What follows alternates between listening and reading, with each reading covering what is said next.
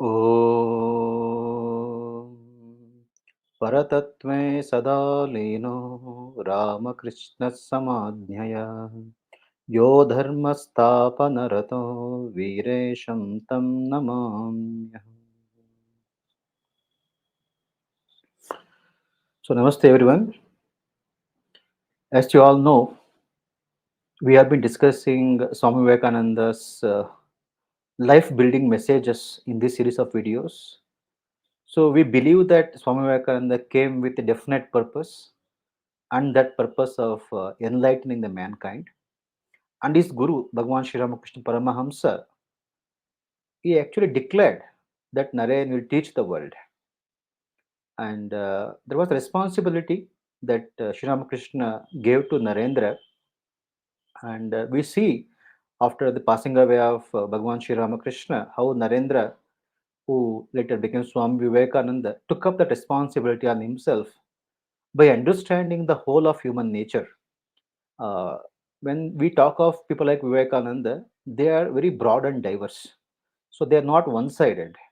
So we talk of some artists or some scientists, their knowledge is usually restricted to their specific domain.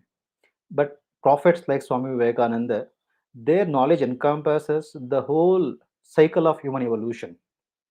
So we see them addressing almost everything. They address science, they address technology, they address human emotions, they address the entire gamut of everything that we come across. So in fact, Swami Vivekananda always used to say that the lowest amoeba evolves into the highest Buddha. These are the two extremes of evolution. So everything in between is a step towards that highest. So they could see that they completely evolve themselves, then they lead that mankind towards where they have reached. So we can't really ask anything better from any prophet. And it's such a hope that we have these people like Bhagavan Sri Krishna, Buddha, or Muhammad, or Jesus, and Swamiji, Ramakrishna Paramahamsa. So many of these people, they come and show us a way towards immortality. So, having that as the idea behind all these discussions, because unless we can relate our lives to what these great people teach, we won't be able to benefit from any of these teachings.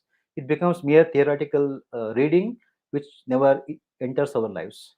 So, with Swamiji, it's not like that. So, whatever we discuss with him, you can, if you go through all his teachings, any of his teachings for that matter, you will find that it applies to somebody somewhere, and a lot of his teachings applies to us. So we're approaching these studies, this discussion from that perspective. And specifically, we look at certain areas where Swamiji focused at. Especially his concern was for India in general. So then we see that he also wanted to help the entire humankind also. But he believed that the spiritual wave that has to regenerate the world has to start from India, because India is the land of spirituality. So, you all know the history of Ramakrishna Mission and Swami Vivekananda's life, the earlier part of it. Then, when Swamiji founded the Ramakrishna Mutt and Mission, it was basically a monastic organization. So, even since time immemorial, these monastic organizations have some extraordinary appeal, extraordinary reverence they draw from the people. So it's always looked upon as something highest. So when we talk of the Hinduism, we have the Brahmacharya, Grihastha, Vanaprastha, Sannyasa, and we hold that the Sannyasa is the highest. That is what we have accepted. Even in the other religions, the people who search for God, maybe they are a padre in a church, or in the Muslim gurus, among the Jains, everywhere among the Sikhs. So these people are the ones whom everybody looks up to, except for the small group who are more rational or atheists. We see that the large majority of mankind always follows the spiritual leaders. So Swamiji, as if to hold up that ideal of monasticism, and but to give it a new dimension, he started this Ramakrishna Mutt and Mission, and he himself took up that monastic course. So we start from all that stuff, and he did that when he was very young. So we will see the Vivekananda's life was just for 39 years. We can call him young when even when he passed away, but in that he accomplished so much. So we are looking at Vivekananda as a guiding light to mankind, to everybody, every one of us. Sometimes I will think, when the old monks of Ramakrishna mission, they salute Vivekananda, I also think, why they are giving finger to this particular monk. So the question comes, but here it is like they are the gurus of mankind. So they are guiding us to we will in the has the direction that I should go.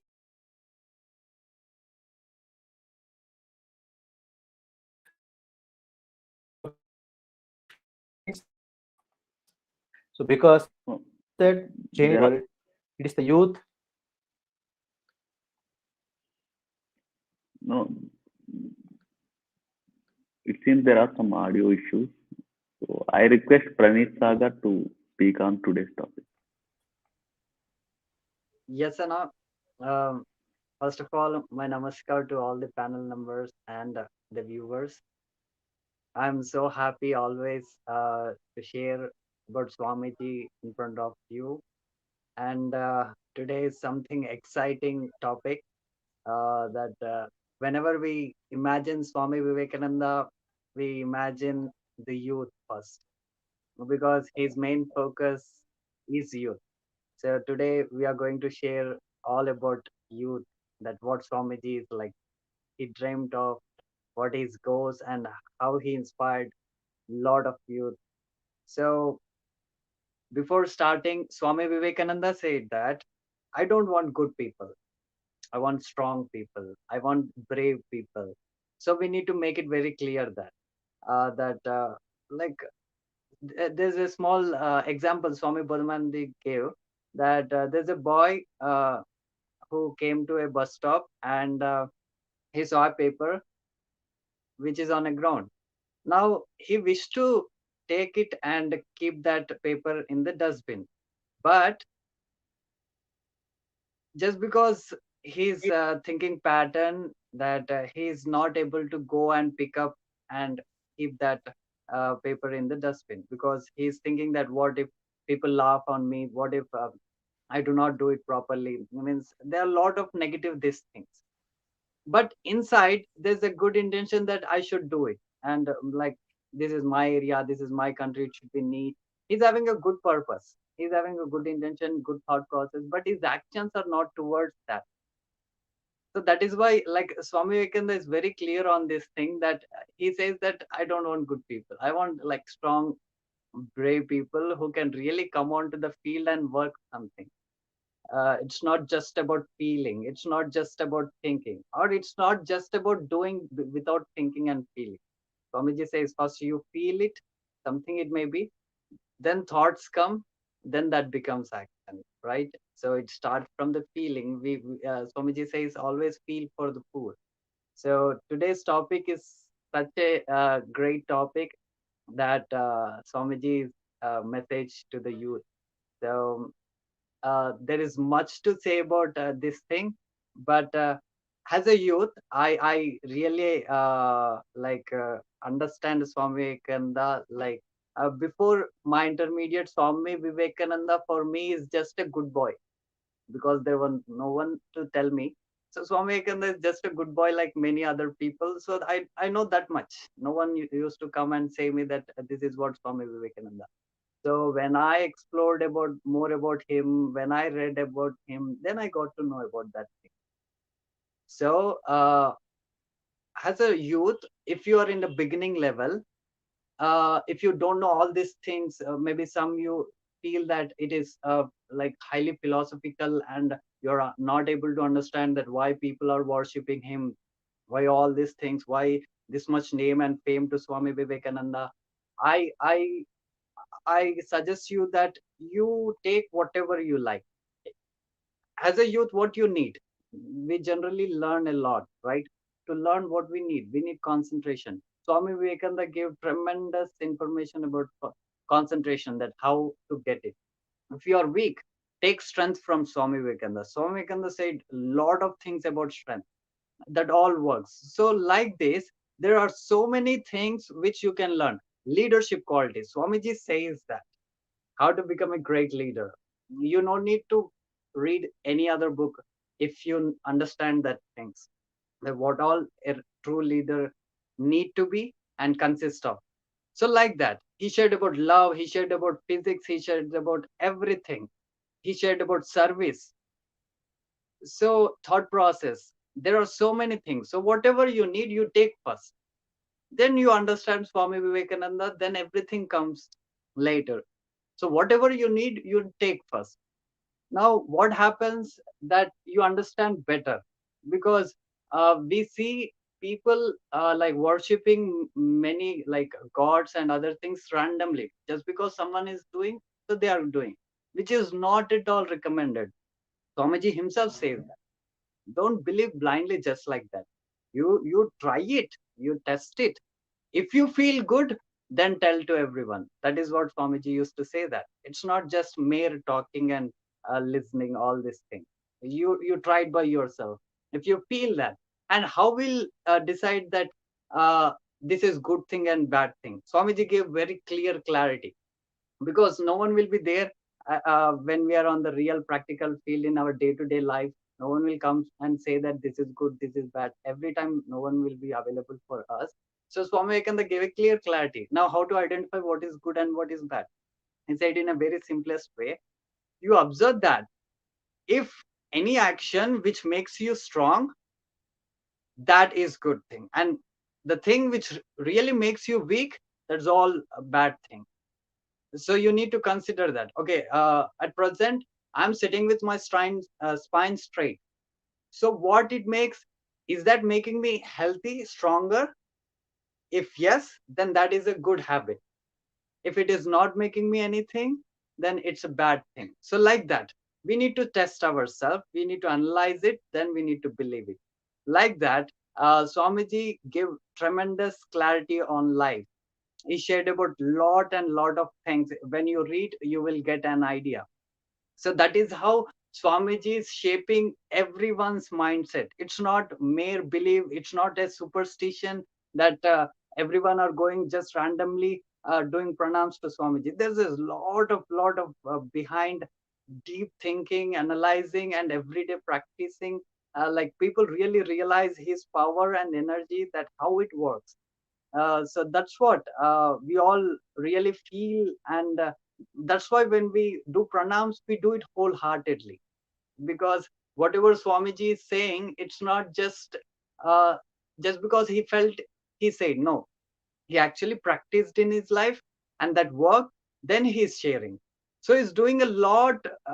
He did a lot, and we received a lot from him. So that when we practice, when we see results, we really feel so grateful for him. And the moment when the time comes to do pranams, we do it wholeheartedly, because we are enjoying all the results, because he had that terrible incidents in his life. He observed that, and he took the great lessons from it, and he gave it, so that I need not to face that things again and again. He already did. He already struggled a lot. Now he's like ready-madely giving everything. Now this is what happens. So he says that no patience, no success.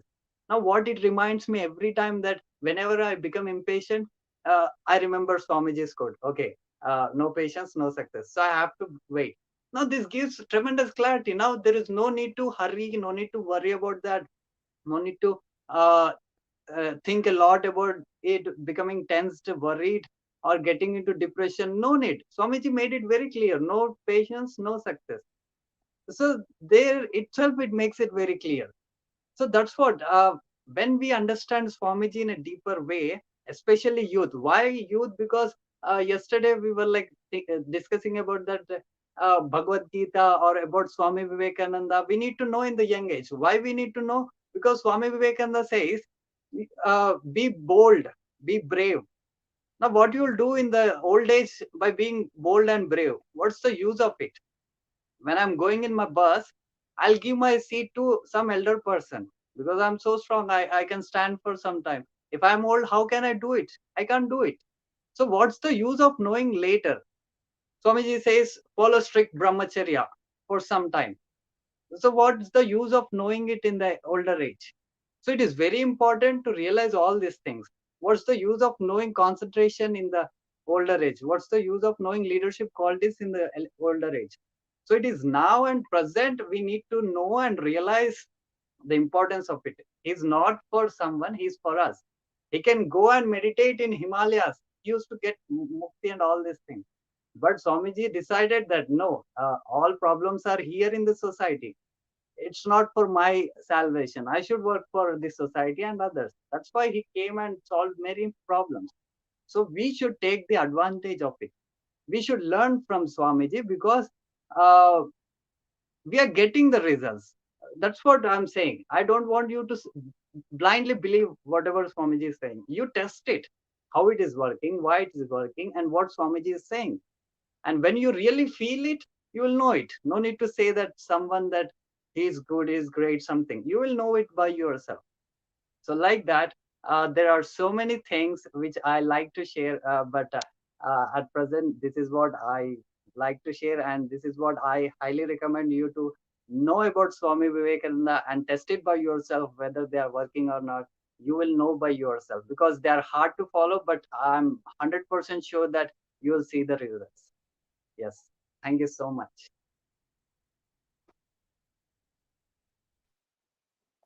Thank you, Pranit. You made a wonderful point, and I was astonished by that point.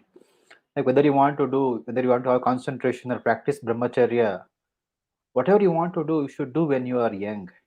There's no point in the old age. Swamiji says, when you're old and jaded out, what's the point in then? When you are fresh, that's the time to do things. That's the time to decide your future, he says.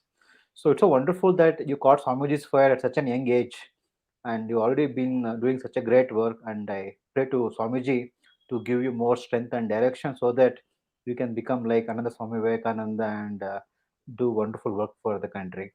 Thank you, Pranit. Thank Thanks for coming today. Next, we have Balaji Rajamani. He's the founder of Vivekananda, the inspiration leader, which has more than 2 lakh followers on Facebook.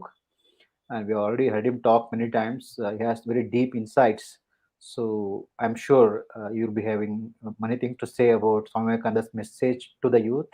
Balaji, welcome you and over to you. thank you. Thank you. Thanks a lot. Salutations to my Divine Mother Kali. Salutation to the Holy Trio. And namaste, everyone. Thank you for this opportunity. And Swami Vivekananda's message to the youth. And, yeah, you know, to start with, Swami Vivekananda was just 17 when he met Sri Ramakrishna. He was just 17. And with so many questions, so much of energy and power, he met Sri Ramakrishna at the age of 17. And he was still in search of truth. Though he was skeptical about everything, he was in search of truth. At the age of 17, even before that, he will ask every guru, have you seen God? So the burning, that thirst was in him to know God. So at the age of 17, he went and met Sri Ramakrishna. Sri Ramakrishna definitely would have known who Swami. He got to know who Swami Vivekananda was. And you should know, at the age of 24, he experienced Nirvikalpa Samadhi in the presence of Sri Ramakrishna. It was 24 when he experienced Nirvikalpa Samadhi. He has been pestering Sri Ramakrishna for this many times. Give me that experience, but Sri Ramakrishna was not ready because he wanted him to prepare himself for that. So at the age of 24, Swami Vivekananda had first experience of Nirvikalpa Samadhi in Sri Ramakrishna's presence. But it was Sri Ramakrishna who locked that experience in a treasure box so that Naren does not leave the body without completing his work. So then he became a wandering monk. And imagine, it was at the age of 30, he attended the Parliament of Religions and became world famous at the age of 30. It was 1893. He attended the Parliament of Religions. And then he was 39 and close to 40 years. When he has completed everything and has conquered the world with this knowledge, willpower, and his might, and he left. Imagine a person at the age of 17 going to Sri Ramakrishna. At the age of 24, experiencing Nirvikalpa Samadhi, and at the age of 30, attending a Parliament of Religions without any preparation. Yet he was the I conquered almost everyone's heart. He captured everyone's heart with this gigantic intellect and knowledge. 39, he wrote all his books. He felt that his work is complete and left. And actually, what he felt was, before leaving, I left something for 1,500 years for people to follow. So my teachings will be there for 1,500 years. See the confidence. At the age of 39, he has completed everything, while many of us don't even start at that age. He has completed everything. He has completed his mission. He has completed the mission he came for. So he set an example of what the youth should be. He said he didn't just give his message, he lived the life. His life was full of sacrifice. If he ever go back and look at his life, it was full of sacrifice. He didn't live for himself in a single day. It was all for others. It was all for the nation. It was all for the poor masses of the India, and it was all for the world, because he spread Vedanta like fire everywhere. So his message, my hope for the future, lies in the youths of character, intelligent, renouncing all for the service of others, and obedient, who can sacrifice themselves, carrying out my message, thereby doing good to themselves and the world at large. That's what he asked for. His hope. He had hopes of those youngsters who are ready to sacrifice themselves to take his teachings to others. Even if you cannot go on the practical field, you can at least do on the social media right now while practicing whatever he said. But, and also there was a time when he said, if I can get some young men of heart and energy, I can revolutionize the whole country. Heart and energy. The heart that is like, as strong as a lion and as soft as a flower. So his heart was sort of a thunderbolt. And that energy, such an energy, he can revolutionize the whole country. But many times he got disappointed that he was not able to get some. When a disciple asked him, Swamiji, couldn't you find such youngsters? He said, many are tied by matrimony, and some don't have that energy. Many are dull. I find many dull. So they don't have that energy in them to work. They're so dull. So what can I do? So he wanted such youngsters who are ready to renounce the next moment to do good to the humanity. He loved the nation so much. Some young men with burning patriotism and spirit of renunciation are needed. That's what he said, burning patriotism. If you ask me why patriotism, get into the spirit of Swami Vivekananda. You will understand why he loved the nation so much. He wanted some youngsters with patriotism, burning patriotism. Patriotism doesn't mean you're going to be selfish, serving only the nation. If you can't love your country, you can't love others. That's what Swamiji once said. If you can't love your mother, how will you love your other mothers, your friends' mothers? First, love your mother. So he said, burning patriotism should be needed, and also spirit of renunciation. Renunciation doesn't mean you got to go to the cave and renounce. Mentally, you are prepared to give yourself for others, for the nation, for everybody around, for the humanity. He asked for that. He repeatedly asked for such youngsters who are ready to renounce, ready to sacrifice themselves for others, who are ready to give themselves for the nation. And he was in search for that everywhere. He was searching for change. But many youngsters got inspired by him later, and they came to meet him. And so many came, and his heart was full of love for such youngsters. But he wanted such youngsters for work who had the burning patriotism and that renunciation, spirit of renunciation. They should be ready to give themselves up. But it's his message was direct. I want some renunciation, and brahmacharya should burn in their veins like fire. Why he always insist on brahmacharya? That gives a power, that ojas. It develops some sort of ojas, right? That means you got that magnetism in you that people cannot resist you. Even if they want to go away from you, they don't want to listen to you, your words will get into their heart, and some part of them that will be driven towards. That Swamiji had that power. Yeah, that magnetism, his words will go into your heart because of the brahmacharya, the power. And that purity also gives God's vision, that's secondary thing. So you wanted such youngsters who are ready to sacrifice. So later he was searching for them everywhere. But no, he sometimes got disappointed too that he couldn't find, because some youngsters are tied to matrimony. He was worried, and some were lazy and they were not ready to work. Didn't have that energy. They were dull. He wanted that passion, that energy, that fire in them. And he also said that some youngsters should go to the depth of the ocean and even be ready to go to the jaws of death to find the truth. He wanted such youngsters who are ready to dive into the ocean of Sachidananda. That's the ocean, he says. Even if the truth is there under the ocean, they should be ready to dive into it and be ready to go to the jaws of death, like Nachiketa, to get the truth, to find the truth. He wanted such youngsters. So it was full of fire. Whatever he said was full of fire. When you feel a spirit, you can understand that these were not mere words. These were his expectations toward the youngsters. He wanted them to be like lion. He himself was a lion. He always said it is the faith that makes a lion of a man, because he was a lion of a man. So he wanted such youngsters with burning patriotism who are ready to jump into fire for the sake of the truth. And he constantly, wherever he went, even when he came to Madras, he gave a speech and he said, "Young men of Madras, I have this task for you. You should conquer the world with our spirituality. We should do this or die. Up India, conquer the world with your spirituality. So we should do this or die." Why he said spirituality? We have the Vedanta. Our backbone is that spirituality. India's power is that. Ours is the, Swamiji says, the Punya Bhumi.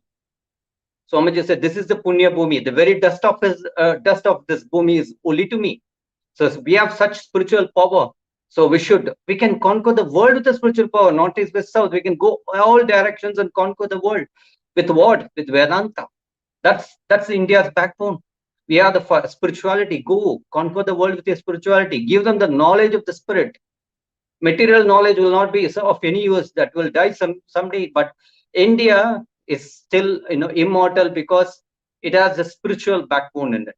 So Swamiji wanted youngsters to go and give the spiritual backbone. As Praneeth said, when you are young, try seeking God when you are young, because there's something called Kundalini awakening. It gives you the shock. It awakens with the shock. It is not going to be easy. It's going to be hard. So will your body withstand the shock when you're old? Even when you are young, that shock will be too powerful for you to handle. But you can, because you are still young. But when you become old, that shock will be. That's what Swamiji himself has said. You cannot handle the shock when you become old. So when you're young, go to God. The freshest flowers are to be laid at the feet of God. Precious flowers, he meant youngsters. God, even when you're young, see, suppose you are young and you are practicing your meditation, practice brahmacharya, you might lose 20 times, you might lose 30 times, doesn't matter, but still, you have infinite time before you. Till you're young, doesn't matter, even if you fail 50 times, still you can go forward, because still you are young. Doesn't matter these failures. But if you wait, postpone till the last, you never know how much energy you will have to seek God, how much you will energy seek the truth, and how much energy you will have to serve the humanity. In this case, I will tell you an incident. There was a youngster who came to Swamiji. He was so dull. Swamiji asked him what happened. He said, "Swamiji, I went to many institutions, organizations. I followed their guidance. But until now, I can't find that happiness inside." He said, "What did they say? What did this organization tell you?" That young boy, he said, "Swamiji, they said I should close the doors and meditate day and night, that I can find the truth." Swamiji smiled and said, "Let me tell you what to do. Open your door, go and see who is in need of help. Go and help them. Once you come back from the college, go out and help people who are in need of it. Then you will find the happiness within." That's what he advised the youth to do. Meditate. Not you need to all day meditation. If it's for your own selfishness, meditation you have to keep doing for long. That's what Swamiji said. One moment you meditate, next moment you go and plow the fields. That if you have to meditate 1 hour now, go out and then look for some people who are in need of help. If you have the selfless help ability or capable, or if you are willing to help, the opportunities will come to you to help people. So first you have to be willing to do that.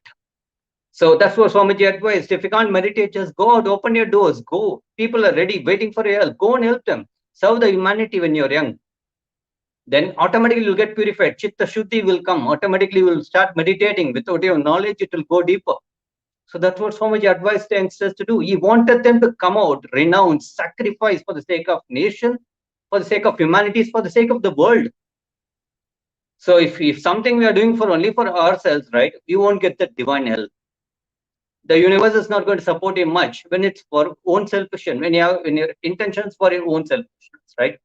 But when your intention is pure, when your intention is for the entire humanity or world, no matter how many obstacles come your way, even the whole of the world is against you, nobody can stop you, because your intentions are pure and it's selfless. It is for the sake of humanity. Even when you meditate for the sake of humanity. Share some good thoughts. That's what he wanted. He said, be strong, my young friends. That's my advice to you. You will understand Gita better with your biceps than with anything else. He said, because go. Even when he was not well, he was using his dumbbells, Swamiji. He used to do workout. So that's what he had. His advice was, be strong physically, be strong mentally. Never allow any weakness to overtake your mind. Remember Mahavira, mean Hanuman, and remember Mother Kali, Divine Mother, and go forward. Weakness will never overtake your mind. So the only advice he gave to youngsters is to be ready to renounce, be ready to help the humanity, serve the humanity with all your might, and have that patriotism. Do good for the nation. That's what Swamiji said. Do good for the nation. Nation will be with you. And do good for the humanity. Do good for the world. They are waiting for you. See, I tell you what, if you are young, if you are even making least efforts to practice brahmacharya or meditation, least efforts to realize God, the help you will get from the Almighty will be immense.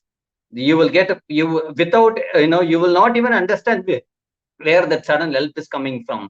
All of the sudden, you will feel that someone is pushing you forward, and all obstacles will clear, because God loves those who are ready to give themselves up when they are young, when they are controlling their pleasures. Youth is when you will attempt all the things, but then when you're controlling, when you want God, when you want to serve the humanity, you will see invisible help coming to you. Swamiji himself may come to you in different ways and help you. This will happen. So thank you, and let us all try our best to be as Swamiji wished, and then we will definitely get Swamiji's help too. Let us do good to humanity and the world. And as Swamiji said, conquer the world with your spirituality. Let us make least efforts, at least, and let us seek God's help for this. Definitely, for intention selfless, we are going to be helped. Thank you. Namaste.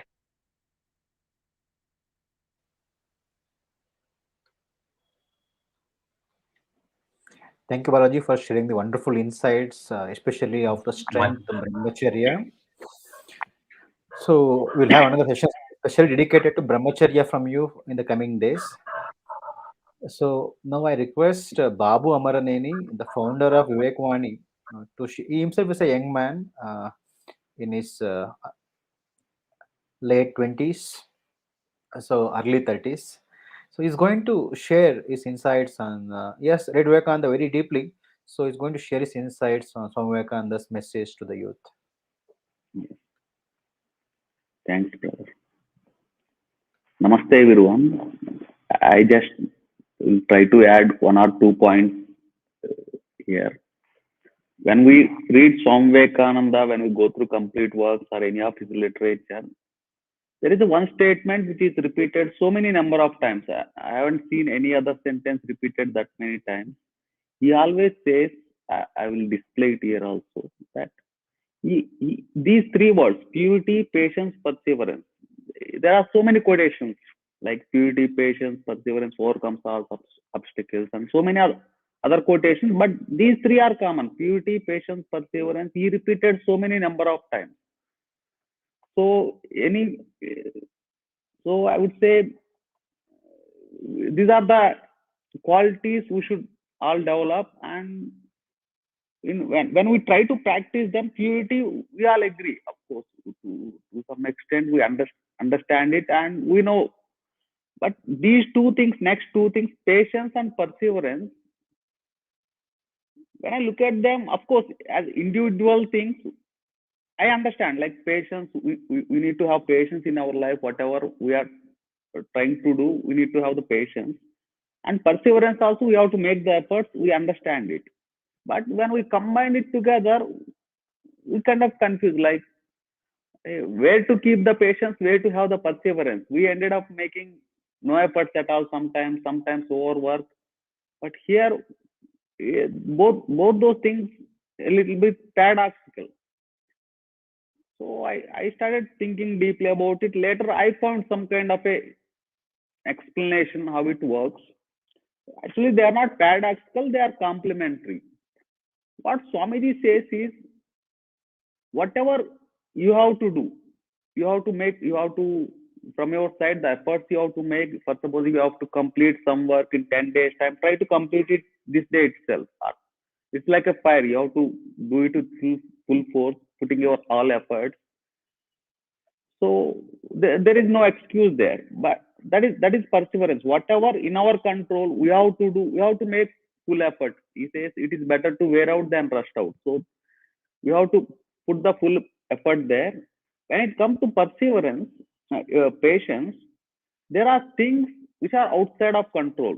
Like for for suppose when we are clapping, for the sound to come, it needs both hands. It needs both hands. With just one hand, I can't make the sound. I can't create the sound.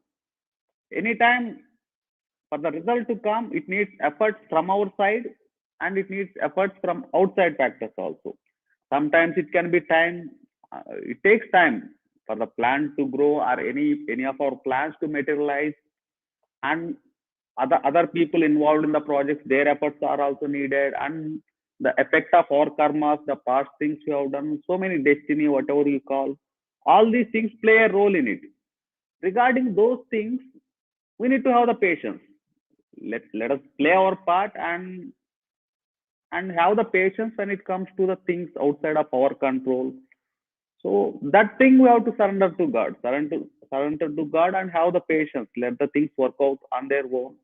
If you try to change the things, like many a times we try to change the people who are working with us, outsiders. We try to, why that person is trying to do those things, and any of the moment we try to change the things which are not in our control, we start losing the things that are in our control. So whatever we have to do, we have to put the wholehearted effort.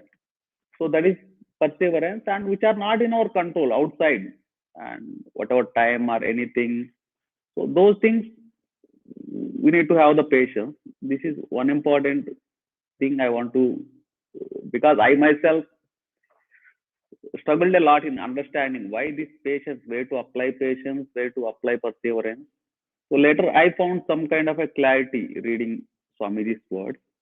And second point I want to mention is, these days, particularly with the use of internet, one particular problem coming up is there are so many options. There are so many books on Bhagavad Gita. Any literature you take, there are so many options, so many videos. Of course, it is a good thing. Of course, it is a good thing. But the problem that is happening is that we hear a lot. Some monk says something, and another monk says different thing, and one book says one thing, and different book says some other things. So we kind of confused reading all these things, and what and ended up taking no action. We listen to all the things and consume so much of content, ended up taking no action. So what Swamiji says is that this happened last day of his life, like the day he attained Mahasamadhi, he went for a walk with Swami Premanandi early in the morning. Then he made a very clear point. He said to Swami Premananda, never try to imitate me. He said, Swami Vivekananda himself said, never, you should not imitate me. Thakur said not to imitate anyone. Thakur said not to imitate anyone. So even if you look at the 16 disciples of Sri Ramakrishna Paramsa, they are all completely different. They are not the Swamiji is different. Swami Brahmananda, he never likes to give lectures or anything. He is kind of contemplative.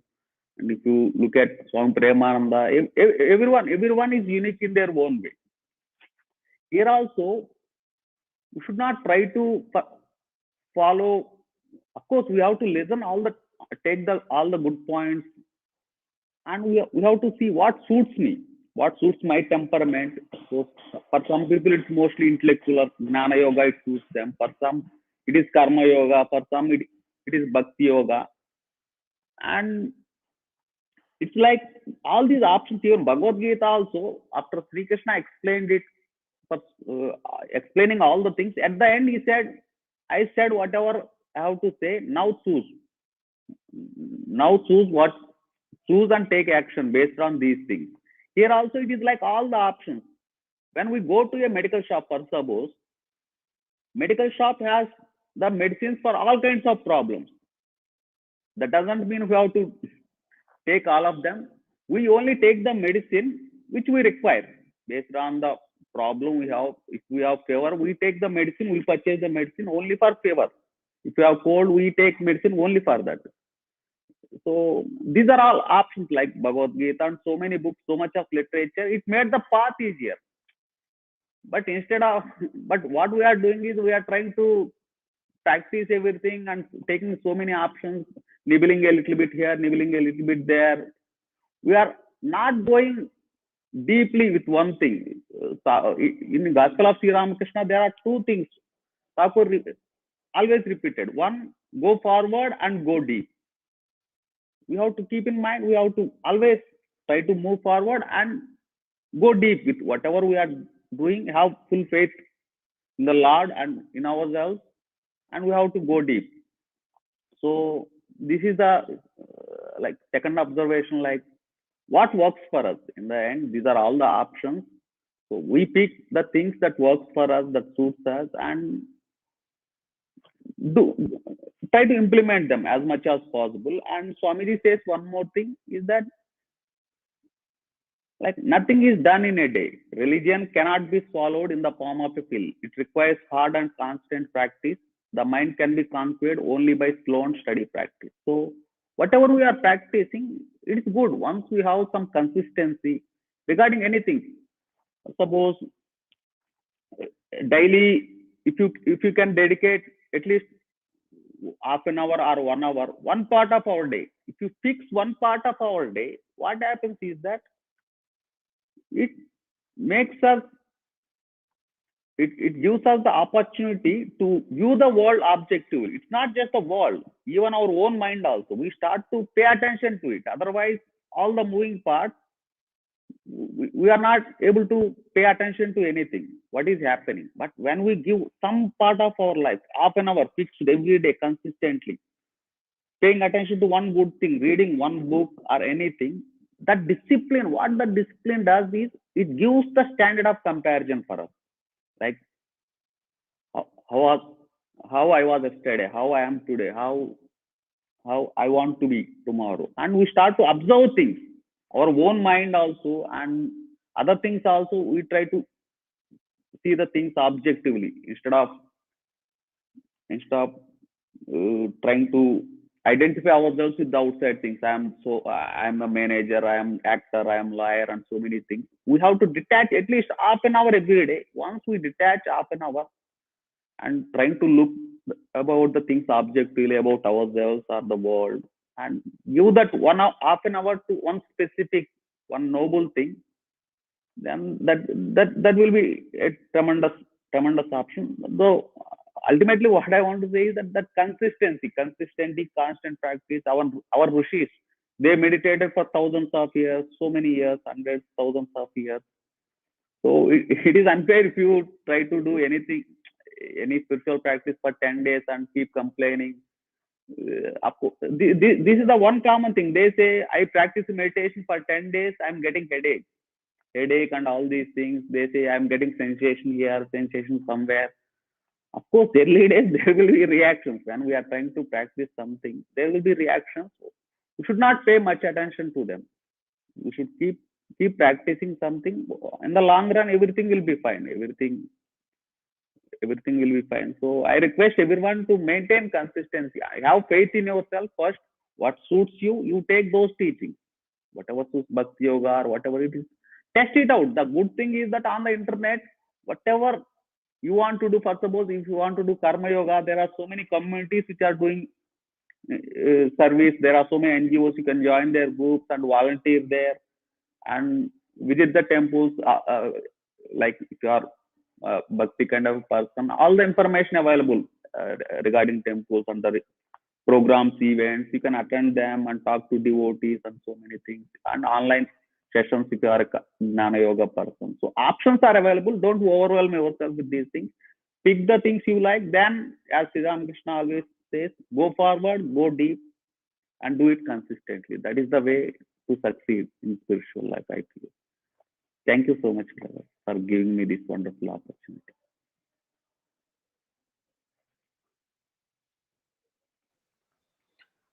Thank you, Babu. I really like the way you put that patience, because few things are not in our control. And we always see that the great people, whenever they come across an adversity, they show patience, whereas we become very impatient. What can you do about things that are not in our control? We can very well do whatever we can, but things beyond our control will never be able to do anything. And then what is the best measure to do go about it? That is to have patience. I have seen some extraordinary sadhus in the Ramakrishna order also. They do everything they can. Of course, there are so many things which are not in our control, and there's no point in worrying about it, losing one's sleep about it. That leads us nowhere. So to have that patience, we will see Vivekananda's life also, so many incidents, so much difficulties he faced, but he had that patience. At the same time, it's important that we persevere also. That is, we have to keep on doing what we can, having patience about things of which we have no control about. And purity, of course, that is the bedrock of the entire life. Swamiji gave utmost importance to purity. In fact, he says purity is the end of everything. If you have become pure, then you'll realize God. So whatever we do, the puja, the unselfish work, it all has one goal, and that is of purity. So what is purity? Purity is basically, taking out all the pollutants from our mind, whatever that separates us from others, whatever makes us feel weak. So whatever that is not conducive for our growth. We know that we can understand these things. To be simple is to be pure, and we have complicated our lives so much. So this purity, basically taking out all the evils from our minds. That's what purity is. So we have to have that, and the whole scope of work is towards purity. And with that, we also have to have purity, patience, and perseverance. So these three, according to Vivekananda, were the essentials to any success, either in spiritual life or in the mundane affairs also. Thank you, Babu, for sharing the very key insights on the idea of patience and perseverance. I really, myself, really enjoyed that interpretation that you gave. It's very useful. Thanks a lot. We have Sachin Thakurji from Kolkata. He's the founder of AAA Solutions, a software company who give service to a lot of multinational companies also, and they also have Belur Mutt in their client list. It's so pleasing to know that, because when we have some kind of a talent, and that talent is used to serve the holy Ramakrishna order, to spread the message of Vivekananda, to associate in any way, to contribute in any way in our capacity with our talent, because maybe we cannot become monks, but even staying outside, to be able to associate with this monastic organization or any organization doing wonderful work is a rare blessing. And I'm so glad that Sachin Thakurji has been able to do that. And I request him to kindly give us some insights into what was Swami Vivekananda's message to youth.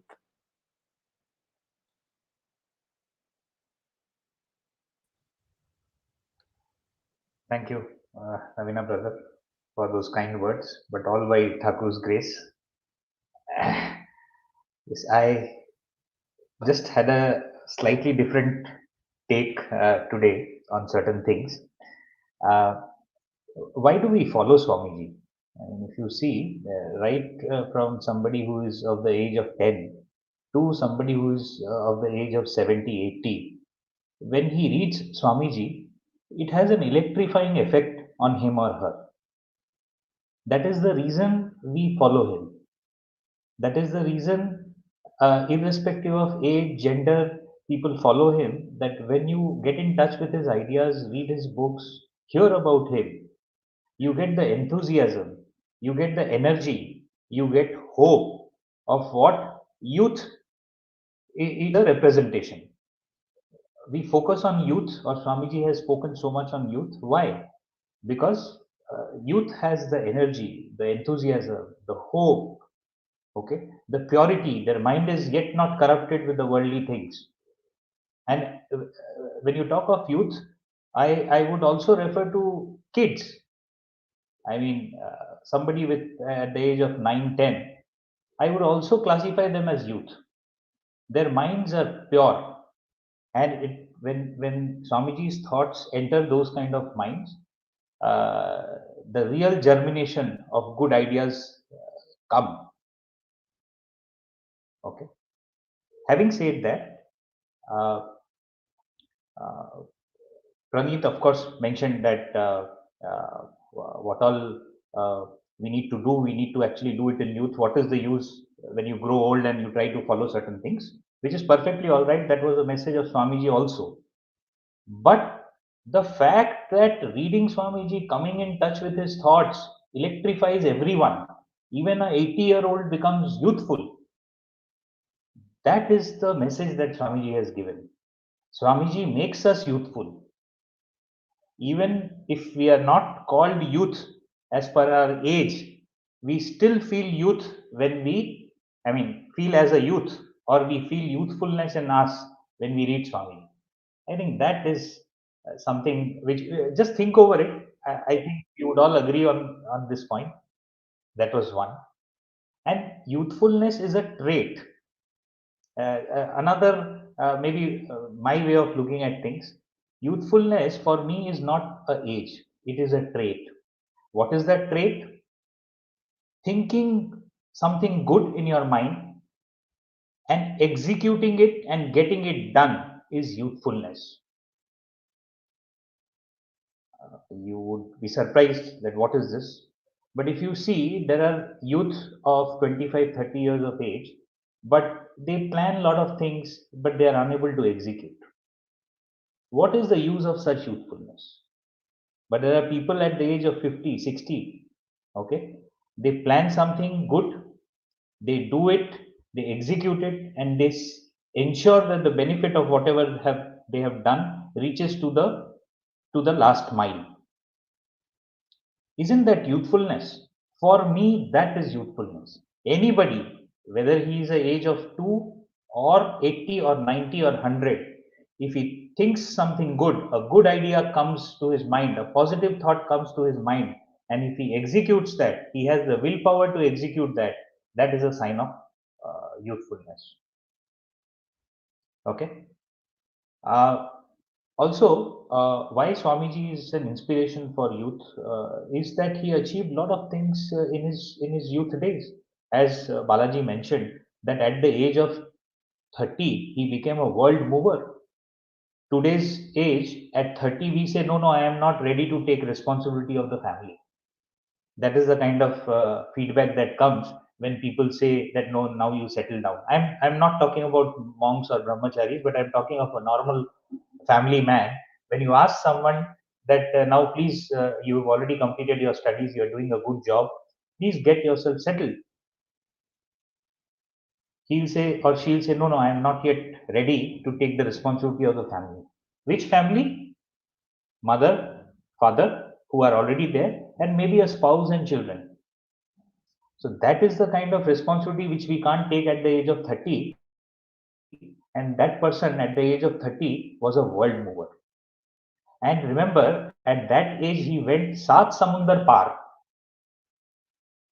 At that time, moving out of India was not a very, easy thing to do.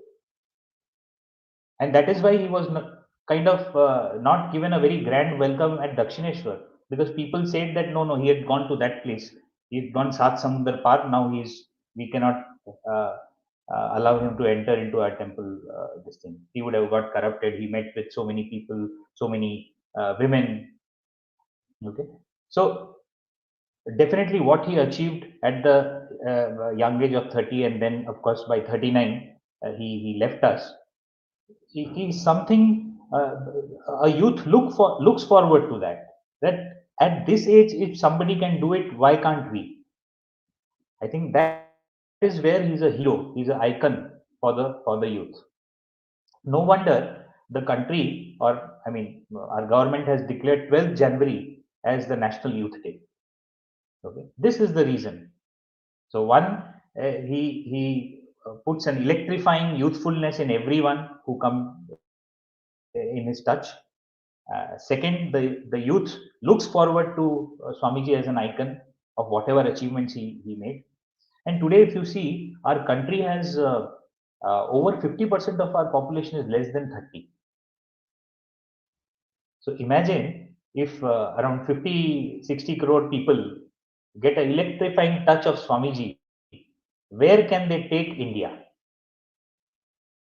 Okay. So that I think is a point to ponder upon, that today's youth is mostly engaged in internet, and a lot of energy get wasted in a lot of unnecessary things. But even a touch of Swamiji can actually do wonders for India. And in that light, I would like to congratulate Vivekwani, Babu Amraneni specifically, that the message that he's spreading on internet, okay, is wonderful. There will be a lot of people, lot of youthful or young people who will get attracted to this Vivekvani, and thereby will come in touch with Swamiji's thoughts. This is why the social media, the other day we had that topic, I think Shashin Maharaj took that session. Okay, spirituality in digital age. This is where we need to actually push this on the social media as much as possible, because today's youth is more glued to the social media than on the ground. Okay, and my message, if any of the youth are listening, is that Swamiji, of course, said that you need to play football before you start learning about Gita or start reading Gita. He himself used to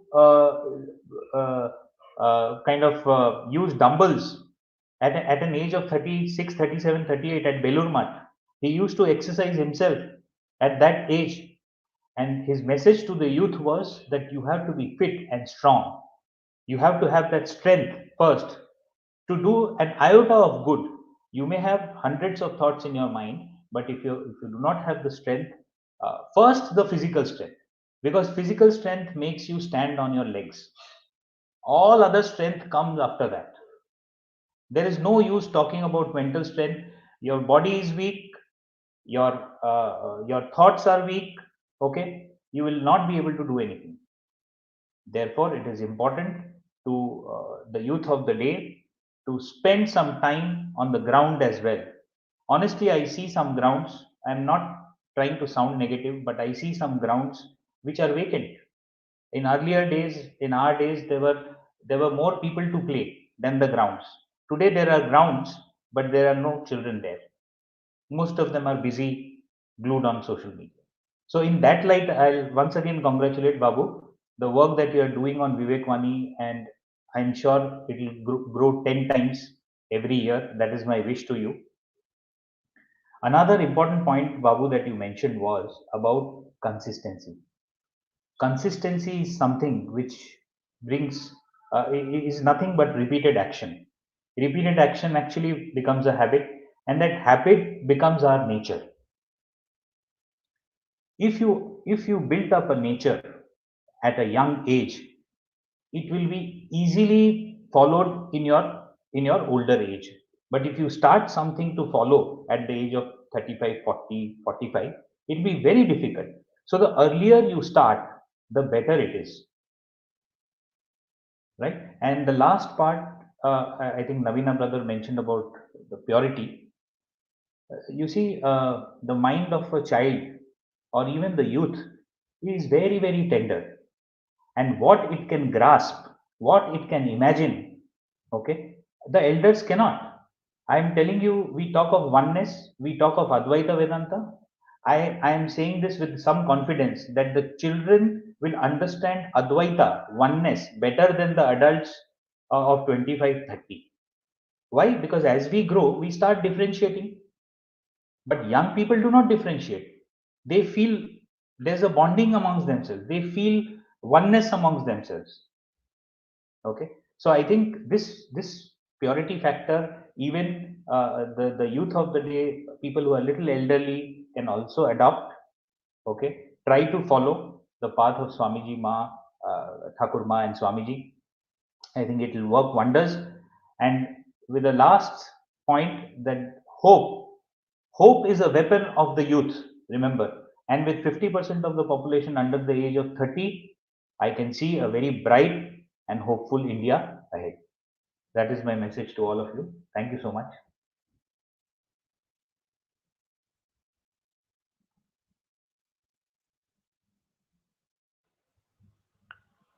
Thanks a lot, Sachin Thakur.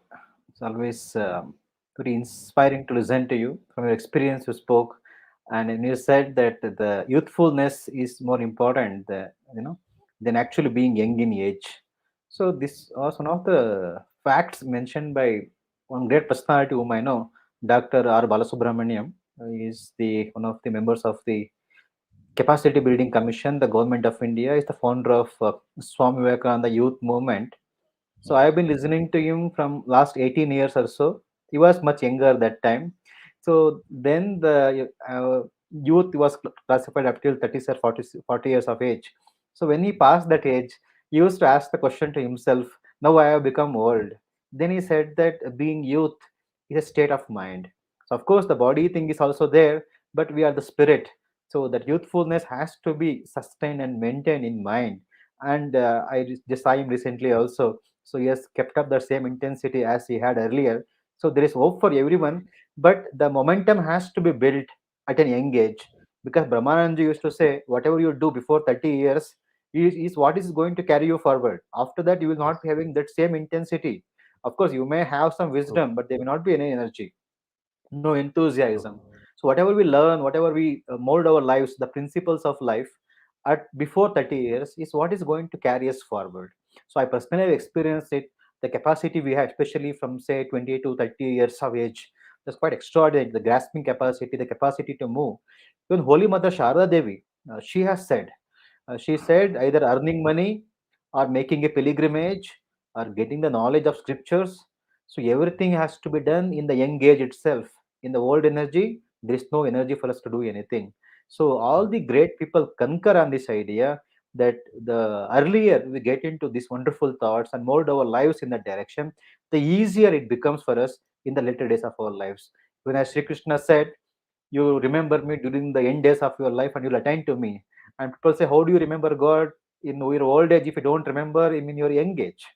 So the idea is like we have to do everything at the earliest possible age. And true. there's a beautiful story of Socrates. One lady brought her child to him, Socrates. So she asked him, so please instruct this kid of mine. I think that kid was some 5 years old. Then he asks her, what is his age? She says 5 years.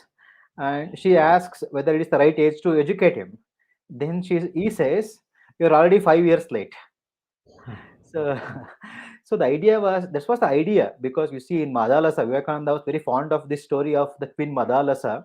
So whenever she was a queen basically, so whenever she gave birth to a kid, then she would sing for him, "You are the eternal, blissful, immortal Atman." As you know, as she put that kid into the cradle, she used to sing like that. So most of these children who listened to that, all of them, in fact, they took into monasticism because they realized that God is the highest reality. So, and also we know the Abhimanyu story, this story of Prahlada also, that all of them were instructed from their early childhood. You made a right point. It's not just about the youth, say after 15 years of age, but even before that, well before that, right into the infancy. So these things has to be taught. And Swami Vivekananda always said this: teach your children that they are the children of immortality. right from their childhood. Let positive ideas enter into their brain. And he always said, never tell your children that they cannot do anything, they are weak and all those things. Always tell them of their strength. So that is very important. So the way we bring up our children on the early age, so they it carries on to their youth and also to their old age also. So this is a circle.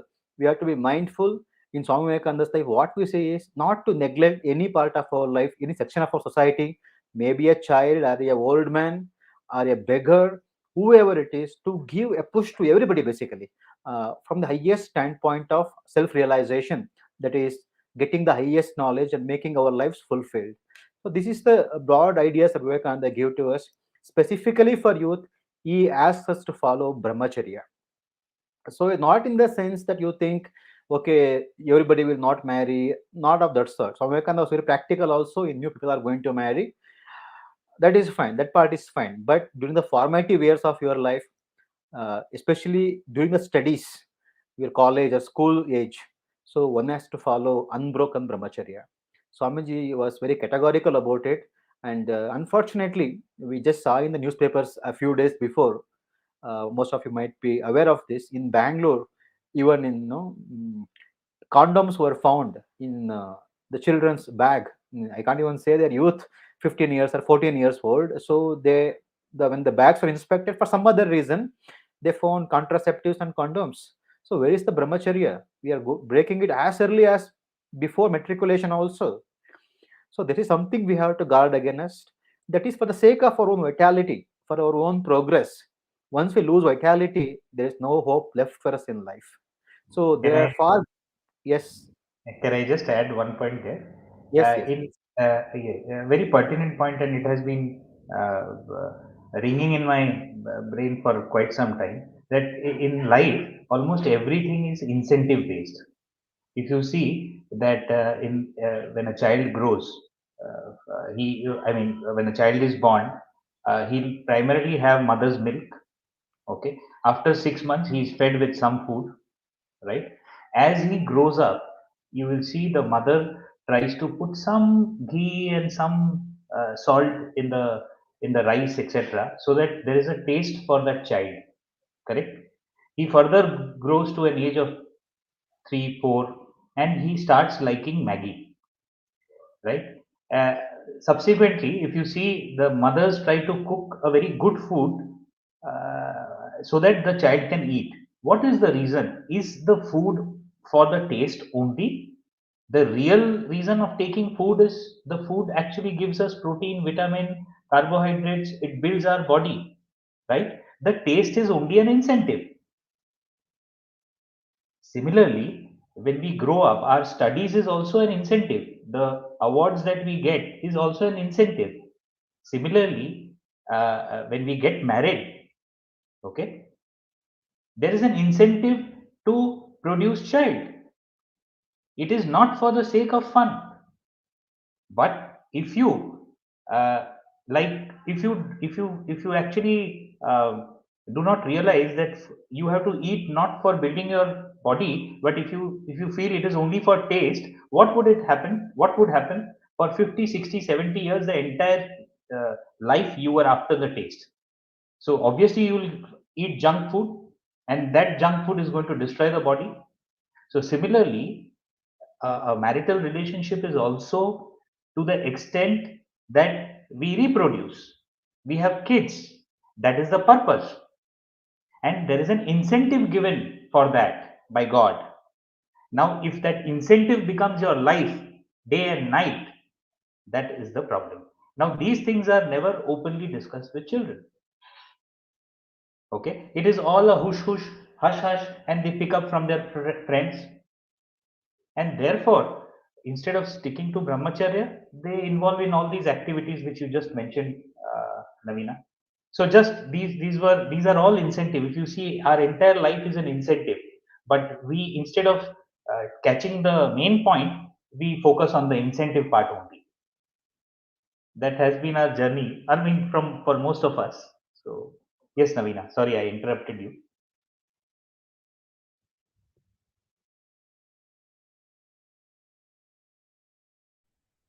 Anna, I think you are muted. Yeah, sorry, yeah. So it's a beautiful thing you said, and you know that in our religion, everything has been systematically categorized. So there's a phase of brahmacharya, so you follow absolute continence during that phase of your life. Then you marry and become a gruhastha, and Krishna even says in the Gita, Prajanas Chasmi Kandarpaha is the process by which the child is produced.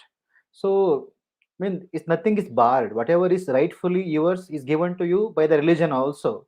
So, there's no need for us to indulge in these things. Sometimes mistakes do happen, but that's why it's really important that, as you rightly pointed out, the children are given the right education at the early age. So exposing them to Vivekananda's ideas of the ideas of continence and celibacy is going to help a lot. And you are never too young to start learning things and start doing things.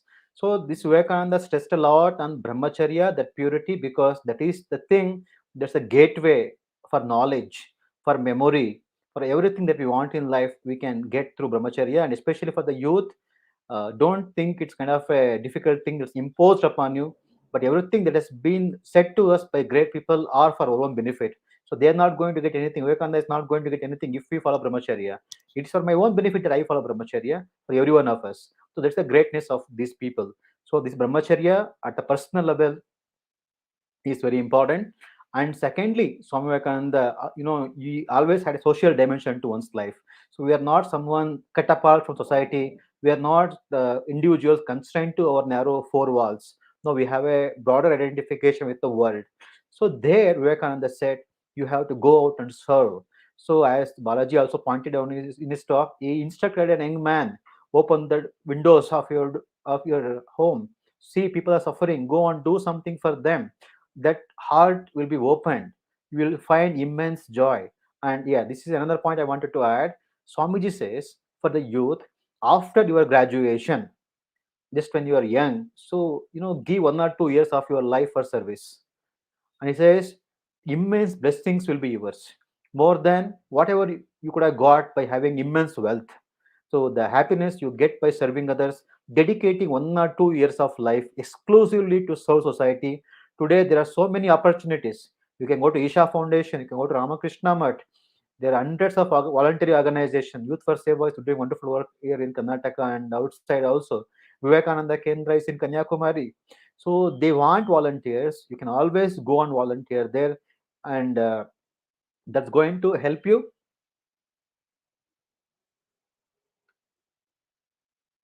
That's going to help you immensely. So we need this. So once you have the purity in the first part of your life, then have a social dimension to your life. Go and serve others. That's really going to help you. Vivekananda even says, by serving others unselfishly, you will come to realize the same Brahman, that is the God, which people are renouncing everything, meditating in the caves and forests. The same realization of that ultimate reality can be got just by doing service to others, by being unselfish. So Swamiji combined these things, that is a purity, that is Atmano Mokshartam Jagatithaya. He put it wonderfully. It's a message he gave to Ramakrishna Mutt and Mission, but it was a message given to the entire humanity, to all of us, youth and old alike. That is, you have to live in such a way that you realize yourself, that is for your own liberation, and then that should be for the good of others also. So both way, nobody tell you are selfish. No, you did something good to the world. Nobody can tell you you are a loser because you attained your own realization also. So you have hit two birds in the same stone. That's a wonderful thing. So we have to live and mold our lives on this idea that Swami Vivekananda gave to us, that is Atmano Mokshartam Jagatitayacha, and that ever inspiring message, arise, awake, and stop not till the goal is reached. That is, have a higher purpose to life, struggle towards it, have that purity that comes through the observance of brahmacharya, celibacy, continence, and by serving others, then that patience, when we have don't go things don't go our way, hold on, fight on. Vivekananda used to say, hold on yet a while, brave heart, used to say to one of his followers, to all of us, of course. Then keep persevering. So these are the, in a nutshell, what Vivekananda's ideas were for the youth. We'll take a few questions only. We already run out of time, but still we'll try to sneak in a few questions. And yes, the first question comes from Kondoju Vamshi Krishna. Can willpower change our fate? May I request Balaji to answer this question? First of all, I would like to know what is fate. And Swamiji said there's nothing called fate. It's karma. So what we have done in the past or past, but that we have to read. There's nothing called fate. It's not like, this is my fate. I'd accept it. Swamiji says the weak says this is my fate. And the strong one will say, I will make my fate. Means if you have the willpower, you can make your fate. How can you make your fate? By counteracting with good habits. And you can definitely, with your willpower, you can create your fate by changing your actions. So that's what Swamiji says. That it is the weak one who says, this is my fate. But the strong ones are going to get up, use their willpower, exert the maximum willpower, and change the effects of the karma. And as Sharadama and Sri Ramakrishna Swamiji said, even if it's karma, it will be, you can reduce the effects by surrendering to God or praying to God or being doing good acts. So by doing good acts, yes, of course, and exerting your maximum willpower, you can surely change the effects of karma. There's nothing called fate.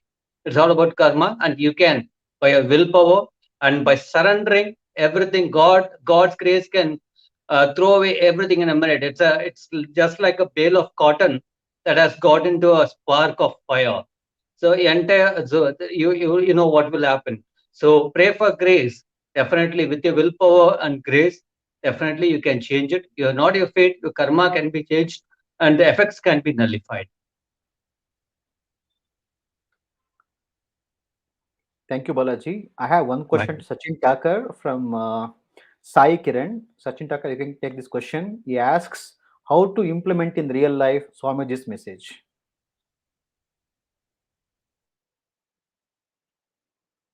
Yes, Sachinji, you can take this Yeah, question. yeah. Hello, Sai. The first step is to read him, to read Swamiji's books. That is the first step. Okay. Second is you have to, if you have started reading Swamiji of late, or you would be doing it, start with very basic concepts. If you are a student, I don't know if you are a student or not, but try to practice 5 things that Swamiji has said in your life. I would not say which 5, that is up to you. Okay. There are many things. He has spoken about willpower, faith in oneself, concentration, etc. etc. You try to follow 5 things in your life and try to practice this bit by bit. I know it is challenging. You may do it one day, second day you fail. Again, 3 days you are able to practice it. Again, for 2 days you are not able to practice it. But uh, keep consistency. And as Swamiji has said, that fail 1,000 times, get up one more time. Which means there is hope, hope, hope. There is no question, or there is no question of you being a failure. If not today, it will come after 5 years. It will come after 10 years, 20 years. But don't get disheartened.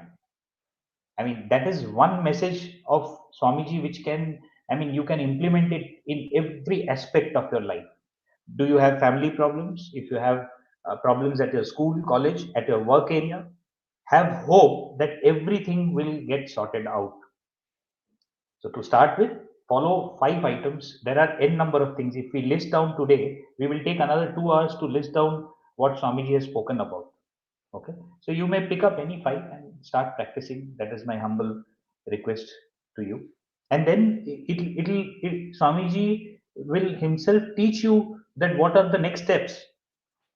Okay, you try to do everything together at the very beginning, you may not achieve and it will turn up into frustration.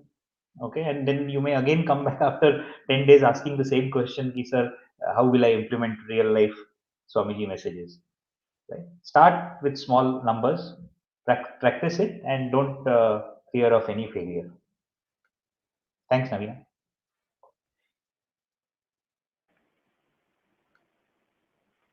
Yeah, I would like to have some input from Praneeth Sagar also. He's a young man who is practicing Swamiji's philosophy in life. Praneeth, can you add a couple of points how to implement Swamiji's message in their life? Yes, and I'm excited to do that. I hope Sai Kiran brother is a young person. Has Sir said, there is no age limit. It's about our inner fire that whoever has, he is the young person. So I agree that point. And yes, of course, I don't know who said this thing, but I remember what he said.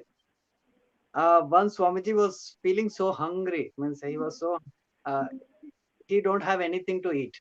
So he challenged Krishna.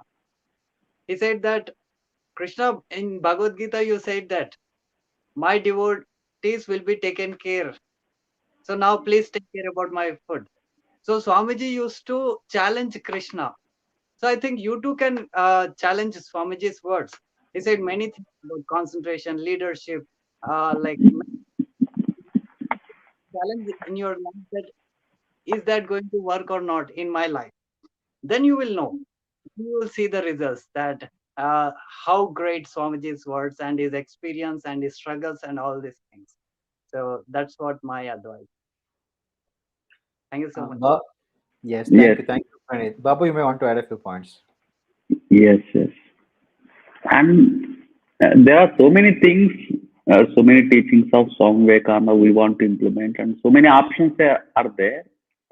Swami Vivekananda gives one practical tip. He says,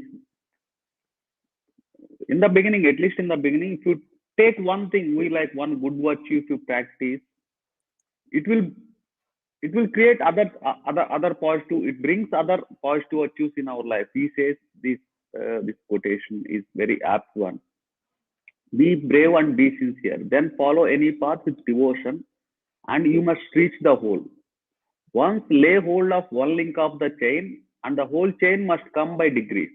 So suppose if you practice one good thing, like it we automatically start developing other good virtues also. So if the moment we pull one part of the chain, the whole chain moves. That is the whole idea. We let us start with something, any good virtue, and keep practicing it slowly. Keep practicing others also, but that is the way to start. Start with one good thing. Slowly things start to happen. That's the thing I want to say. Okay, I just want to add, everybody has told in an overview. I will specifically say something. Like Sachin Thakur said, take up 5 ideas, any that appeals to you from Swami Vivekananda literature. Let me tell you something. When I read Raja Yoga, Swamiji speaks of breathing. So how to breathe? Take, inhale through one nostril, then leave through another, then inhale through that, and do the other way. So I mean, this is the most practical thing you can do when you reading Vivekananda Raja Yoga. Then in Karma Yoga, so he says, do an unselfish work. You should practice it.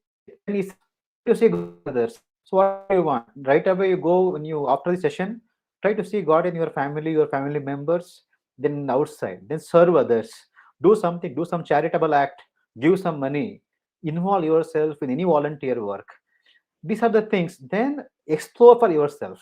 Basically, this is an internal journey. In the inner journey, we get some ideas from Swamiji. Then when you start implementing them, you will experience the results of that. Then that will give you hope. Even in Raja Yoga, Swamiji says the same thing. When you start doing these exercises, you will have some experiences, and those experiences will be like an incentive or an encouragement to carry forward further.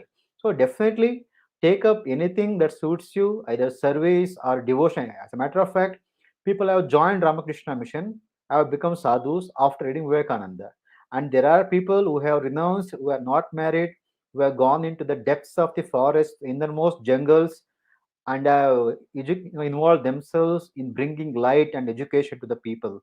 There are people who have married, but even then they have dedicated themselves to the service of the country. So there are people who have been inspired by Swamiji, who have done some great inventions. So that's what it. You should know what is that suits you best of Vivekananda's literature. You may not be able to serve like somebody like Vinayak Lohani in Parivar. He had that thing matching with his thought process. So that happened for him. So like Subhash Chandra Bose, what matched him was more patriotism, independence movement. He did that way. So there are people like Nicholas Tesla who became more serious in harmonizing this Vedanta with the modern science, and whatever Swami said, Akasha, Prana, and all those things, he wanted to sort of bring it into a formula. So you can take in different ways. So there's innumerable examples we get in our society who have followed Vivekananda's teaching according to what suits them. As Babu said during his talk also, you take what suits you. So it doesn't matter. Not everybody can take, same thing. Vivekananda is like an ocean. Take whatever that suits you. But it's important that you once you take it, you have to persevere in it. So most of the times we nibble here and there. That's not going to help us. So it's a lifetime work. Think well, commit once you are convinced that this is what really great. And this is an interesting thing. I just wanted to quote before I end. During the initial phase of the Ramakrishna movement, few things were not going well. As we discussed, few facts are not in our control, few situations are not in our control. Things just happen. So there were very difficult moments were there. Then people began to give up hope, thinking that Ramakrishna is nothing, simply we are worshipping him. People think all these things. Then Swamiji made a most remarkable statement. You should really understand this because it's very important.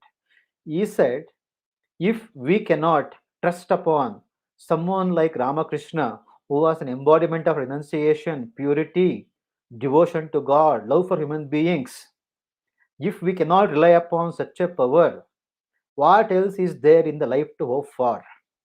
If you cannot trust Ramakrishna, if you cannot trust Vivekananda, who are the very embodiment of all the great virtues we speak about and read about, if we cannot trust them, we trust all the frauds in this universe. Blindly we trust them. We know that how easily we are fooled by this world. So many marketing gimmicks fool us every day, and we are falling prey to them. Social media, how many hopeless things are being put into our mind, how our money has been extracted in different forms. Then every time we fall prey into that. We never suspect the motives of these people. If you look at their background, their thought process, their words they use, they're all hoodwinking us. Yet we trust them, we go behind them. How many examples are there? People are losing money every day by investing in Ponzi schemes or putting somewhere. They have no idea about crypto. Nobody knows what is crypto. Some email comes to you, some WhatsApp thing comes to you, you're putting your money on it. You're putting your life. People are going to different people, to meet different people. They don't know anything about them. They're not suspecting the motives of that. Here we have an example of not only a person who spoke, but a person who lived the idea, person who is worshipped worldwide, not by normal people like us, but by great thinkers from centuries together, not only Indians, by people of foreign countries, Nobel laureates, great people. So if we cannot trust a person whose life is like a blazing sun before us, who has been worshipped during his time and after he's gone 100 years since we are worshipping him. And I think it was Sister Christine who beautifully said these words: blessed are those who were born at the same time when Swami Vivekananda was born on this earth. She says that. And she says, thrice blessed are those who sat at his feet. And the whole universe is blessed, when that person was there during his time, contemporary, they're all blessed, she says. So she's not someone, simply trying to eulogize Vivekananda. No, he was there. His personality was like that. If we cannot trust him, there's nothing else we can trust in this world. Believe me in this, it's a truth, and there's ample examples of this Vivekananda's life. I mean, you can go on talking for hours and hours. Be it science, technology, patriotism, self-realization, happiness also, in everything. What else we can really ask for? So we have such a glowing example before us, and it's only fitting that we take it more seriously. Basically, try to relate Vivekananda to our life. So we have been trying to say this from the very beginning. So we have to relate Vivekananda to our life. It's not simply something you see and go and forget about it. No, it's not like that. It's something is there every moment of our life. So what he said, to know that we are divine and how to make that divinity manifest in every moment of life. So that is the center teaching of Vivekananda, and there's nobody else is there to lead us by hand than Swamiji himself, his spirit. So with these words, we conclude today, and we look forward to your company tomorrow again. So we'll have something, we'll bring something, and we hope that Swamiji's life becomes more and more apparent to us, and more we start understanding his life and message, and dedicate ourselves for the wonderful things that he taught to us. So thank you so much today, and good night. Jai Ramakrishna. Jai Ramakrishna. Thank you.